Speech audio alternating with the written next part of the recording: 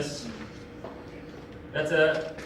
and you start seeing kind of things start kind of, when you're trying something new, and you start seeing things start clustering, you see data points that start focusing in one little area, where should you put your energy? In that area, right?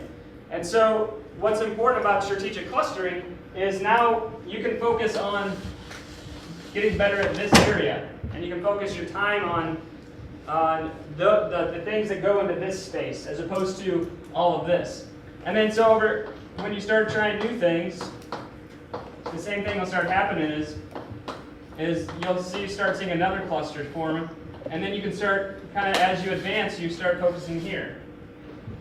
What this comes back from is there's a difference between consistency and accuracy, right?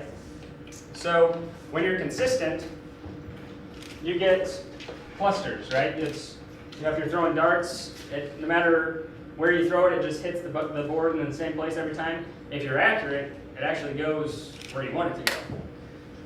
The problem in idea generation and business in general is it doesn't always go where you want it to go. And that's okay. You need to be flexible and recognize where these new things are. And so over time, what you're going to see is you can start moving in towards, you'll start having more and more clusters start forming, and you're going to start getting more close to kind of your goal. The idea here is you really focus in on where your data points cluster. And that only comes with experience. And that comes from being able to see what's going on and understand what's happening. A lot of what comes with this is we see the world through not necessarily what is, but it's our perception of the world. And so what ends up happening is if you're looking at this board, you're going to see lots of things that might look completely different to somebody else. And so that's your own unique experiences and your own unique perspectives that really make that come to life. What also happens is the more data points that you can put on a board, the more opportunity you have for some cool things to come together. So, think of it as you learn new things as building blocks. And you can start stacking building blocks on top of each other and kind of see what comes out of it. So when you're here, you've got lots of different things all over the board, right? So imagine that this is your canvas that we have over here. If you see that a lot of things are focusing in one area, now you can go here. You don't have to worry about panics. Right? Unless you really like panics.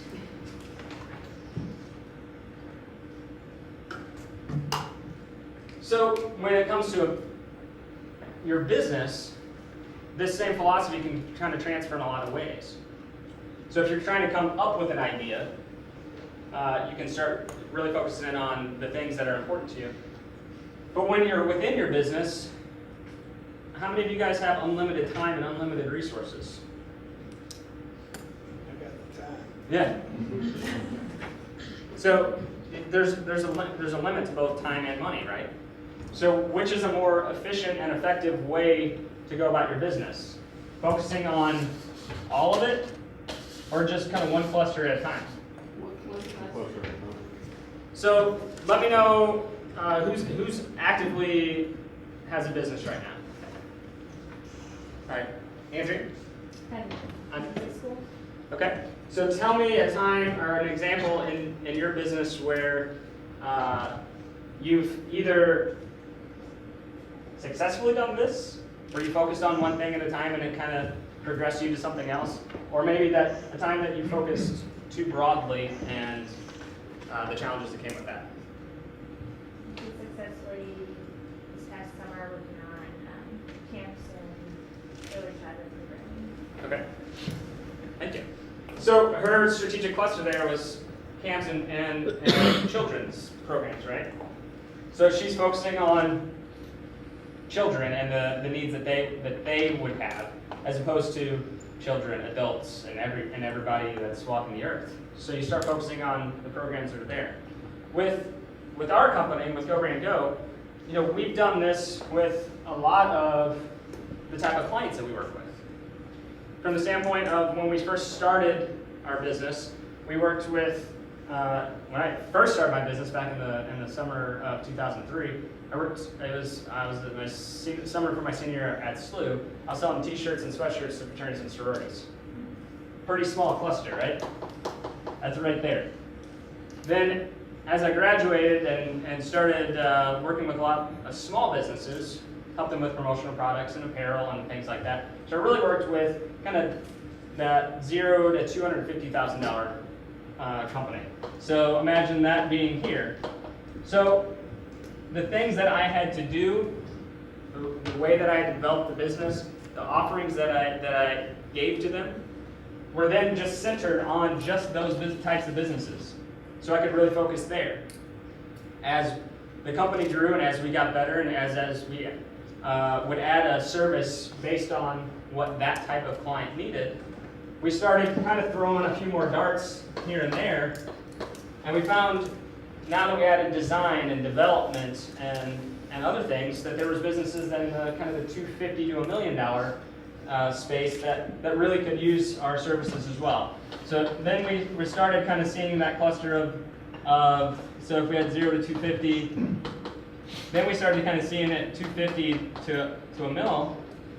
And so then we really focused all of our efforts, all of our energies on how do we service these businesses from the standpoint of what do they need, how do they want to be served, and where are they? So then we could focus really intently on just those people. And as we started kind of growing up the scale, then we started kind of flittering into the kind of the $1 to $15 million range. And their needs and what they want are different than what startups need or what kind of established companies need. So then once again, we were able to kind of refine what we do to just focus in on here, where now is kind of, that's where we kind of settled into our space of what we really do.